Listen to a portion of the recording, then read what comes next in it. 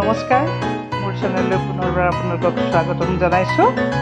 আজিৰ দিনটো সকলোৱে জানে, আজি অম্বুবাচীৰ নিবৃত্তিৰ দিন আৰু আমিও অলপ চলপ মানো অম্বুবাচী মানে সাত বুলি কয় আমাৰ। সাতত আমি নিবৃত্তিৰ দিনা আমি সাত যিদিনা ভাগিব সেইদিনা আমি ঘৰ পৰিষ্কাৰ কৰি কাপোৰ কানি তিয়াৰ আৰু সাত ভঙাৰ পিছত আমি গোসাঁই ঘৰৰ দৰ্জা খুলিম। কাপোৰ কানি ধোৱাৰ পৰা আদি কৰি আজি ঘৰৰ যথেষ্ট কাম কৰাৰ মাজতে মই আপোনালোকলৈ লৈ আহিছোঁ আজি এটি সুন্দৰ ৰেচিপি। এয়া আপোনালোকে চিনি পাইছে নিশ্চয়। এয়া হৈছে আমাৰ অসমীয়াত কয় ধুন্দুলি বুলি, নাজানো কোনে কি কয়, আমি কিন্তু ধুন্দুলি বুলি কওঁ। খাবলৈ বহুতে বেয়া পায়, বহুতে ভালো পায়। একচুৱেলি এইটো সৰু মাছৰ লগত সৰু সৰুকৈ কুটি বনালে বহুত ভাল লাগে। আজি কিন্তু মই অলপ বেলেগ ধৰণে বনাইছোঁ ৰেচিপিটো। আৰু এয়া মই 3টা ধুন্দুলি আনিছিলোঁ, কিন্তু তাৰে মই 2টাহে বনাম, ডাঙৰটো নবনাওঁ যিহেতু বহুত বেছি হৈ যাব। ডাঙৰটো মই ছাইড কৰি ৰাখি দিম। চাওক, এয়া ধুন্দুলি। একচুৱেলি ধুন্দুলিটো একেবাৰে গাঁৱৰ পালোঁ, একেবাৰে সাৰ নিদিয়া ধুন্দুলি পাই কালি আনিছিলোঁ আৰু ভাবিলোঁ আজি আপোনালোকক অলপ বেলেগ ধৰণে ধুন্দুলিৰ ৰেচিপি এটা বনাই দেখুৱাওঁ। এতিয়া মই এইখিনি সুন্দৰকৈ কাটি ল'ম। প্ৰথমতে মই এনেদৰে চুচটো গুচাই লৈছোঁ আৰু গুচাই লৈ মই চকলকৈ কাটি ল'ম। চুচটো গুচোৱাৰ পিছত মই কৈছোঁৱেই মই 3টা নবনাওঁ, কাৰণ ডাঙৰটো ৰাখি দিম, 2টাই বনাম। 2টা মই সুন্দৰকৈ চুচি লৈ এইখিনি যিখিনি পানী লাগি আছে, একচুৱেলি বহুত কোমল যে, সেইকাৰণে পানীটো টুকি লৈছোঁ মই এখন কটন কাপোৰেৰে। পানীটো এনেদৰে টুকি লৈ এতিয়া পিচকৈ মই ধুন্দুলিকেইটা কাটি ল'ম নিজৰ জোখত, নিজৰ মানে মনৰ পচন্দত। মোৰ এনেকৈ কাটি বনাবৰ ইচ্ছা গ'ল। নাজানো ধুন্দুলি কিদৰে বনাই খায়, মই কিন্তু এনেদৰে আজি বনাই আপোনালোকৰ আগত দেখুৱাবলৈ লৈছোঁ। এইটো মই ৰাখি দিছোঁ এক্সট্ৰা কৰি, বেলেগকৈ বনাম।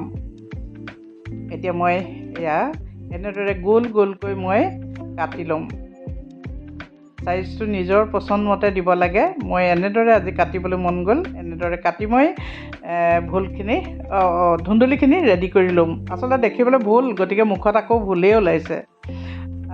সুন্দৰকৈ কাটি ল'ম আৰু পানীখিনি টুক গৈছে, গতিকে বেছি লুজ হৈ থকা নাই। এইখিনি কাটা মোৰ হৈ গ'ল।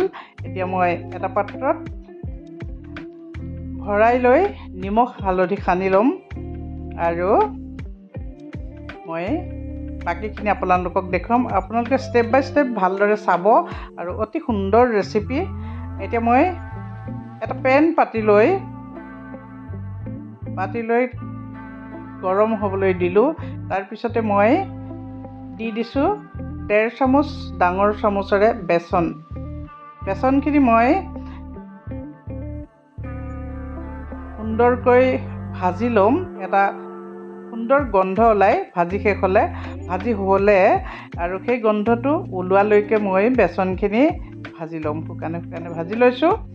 অলপ বেলেগ কৈছোঁৱে আপোনালোকক, অলপ বেলেগ ধৰণে ট্ৰাই কৰি চাইছোঁ মই। এই বেচনখিনি মই ভাজি ল'লোঁ, তাত কোনো তেল বা ঘিউ এনেকুৱা ধৰণৰ একো দিয়া হোৱা নাই। এতিয়া মই বেচনখিনি অলপ গোন্ধ ওলাইছে আৰু তাৰপিছতে মই বেচনখিনি এতিয়া মই এটা বাতিত নমাই লৈছোঁ আৰু মই মিশ্ৰণখিনি তৈয়াৰ কৰি ল'ম। ইয়াতে মই দিম মছলা একচুৱেলি মই দিম। তেল বেছি দিয়া নাই যিহেতু মই, সেয়েহে গেছটো মই মিডিয়াম ফ্লেমত ৰাখিছোঁ, মিডিয়ামতকৈ কম ৰাখিছোঁ, নহ'লে অতি সহজে জ্বলি যোৱাৰ সম্ভাৱনা থাকে।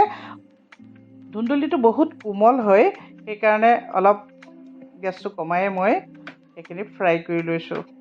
তেলত ডুবাই মই একো বস্তুৱে বেছি ফ্ৰাই নকৰোঁ, যিহেতু সকলোৱে জানে তেল আমাৰ স্বাস্থ্যৰ কাৰণে বহুতেই বেয়া, যি তেলেই নহওক বহুত বেয়া। গতিকে মই চেষ্টা কৰোঁ কম তেলত বনাবৰ বাবে। আকৌ মই এটা পাত্ৰত এইখিনি হৈ গ'ল, সিজি গ'ল। এতিয়া মই এটা পাত্ৰত নমাই থ'ম। গেছটো যিহেতু জ্বলি আছে নমাই ল'লোঁ। তাৰপিছতে এইখিনি মই এটা পাত্ৰত কাঢ়ি ল'লোঁ। সিজি গ'ল এইখিনি। এতিয়া মই বাকী প্ৰচেছ আপোনালোকক দেখাম। আকৌ মই পেনখন পাতি লৈ ইয়াতে আকৌ মই অকণমান তেল দি দিম। তেল ইচ্ছা অনুযায়ী দিব পাৰে। মই কৈছোঁৱেই মই কম তেল ইউজ কৰি ভাল পাওঁ, গতিকে মই কম তেল দিছোঁ।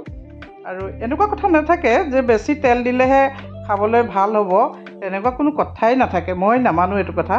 এতিয়া মই দি দিলোঁ কেইটামান গোটা জিৰা আৰু দি দিলোঁ মই সৰু সৰুকৈ কুটি লোৱা এটা ডাঙৰ পিঁয়াজ।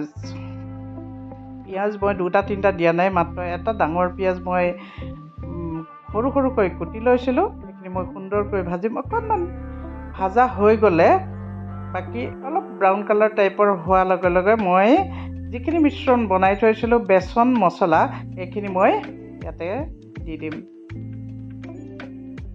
যোগাৰ কৰি ল'লে বহুত সহজতে বনাব পাৰি আৰু যিকোনো ৰেচিপিয়েই হওক অতি সহজতে বনাব পাৰি, যদিহে ইচ্ছা কৰা যায়। ইচ্ছাৰ ওপৰত মানুহৰ সকলো কথা থাকে। আৰু মই কৈছিলোঁ আগতে বেচনে পানী শুহে। এয়া চাওক পানী একেবাৰে শুহি গৈছে। আকৌ মই পানী দিম, যিহেতু অকণমান গ্ৰেভি কৰিম মই। আকৌ পানী দিলোঁ। আকৌ চাগে পানী দিব লাগিব। অলপ ভাজি মিশ্ৰণটো গোটা মাৰি গৈছে, অলপমান মই ভাঙি দিম। তাৰপিছতে মই দি দিলোঁ আদা ৰচুনৰ পেষ্ট এচামুচ, ডাঙৰ চামুচেৰে 1 চামুচ দিলোঁ। আকৌ অলপ পানী দিব লাগিব, যিহেতু কৈছোঁৱেই নাজানো আপোনালোকে কেনেদৰে বনাই খায়। মই আজি এনেদৰে বনালোঁ, আপোনালোকে ট্ৰাই কৰি চাবচোন। মোৰ বিশ্বাস আপোনালোকেও বহুত ভাল পাব ৰেচিপিটো। বনাই ট্ৰাই কৰি চাব, মোৰো ভাল লাগিব। তাৰপিছতে মই দি দিলোঁ আধা চামুচ গৰম মছলা। গৰম মছলাও মই ঘৰতে ৰেডি কৰি ৰাখোঁ। পেকেট গৰম মছলা আনিলে ঘৰত বনোৱা গৰম মছলাৰ সমান ধুনীয়া গোন্ধটো কেতিয়াও নাপায়। গতিকে ভিডিঅ'টো ভাল লাগিলে লাইক কৰিব, কমেণ্ট কৰিব, শ্বেয়াৰ কৰিব। আৰু এতিয়ালৈকে যদি মোৰ চেনেলটো ছাবস্ক্ৰাইব কৰা নাই, প্লিজ ছাবস্ক্ৰাইব কৰি দিব।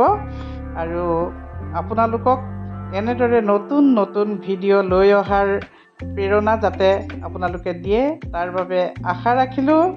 এয়া চাওক অতি সুন্দৰ ৰেচিপি। অতদিন মোৰ ভিডিঅ'টো ধৈৰ্য্যৰে চাই থকাৰ কাৰণে ধন্যবাদ জনাই পুনৰ লগ পোৱাৰ প্ৰতিশ্ৰুতি দিলোঁ।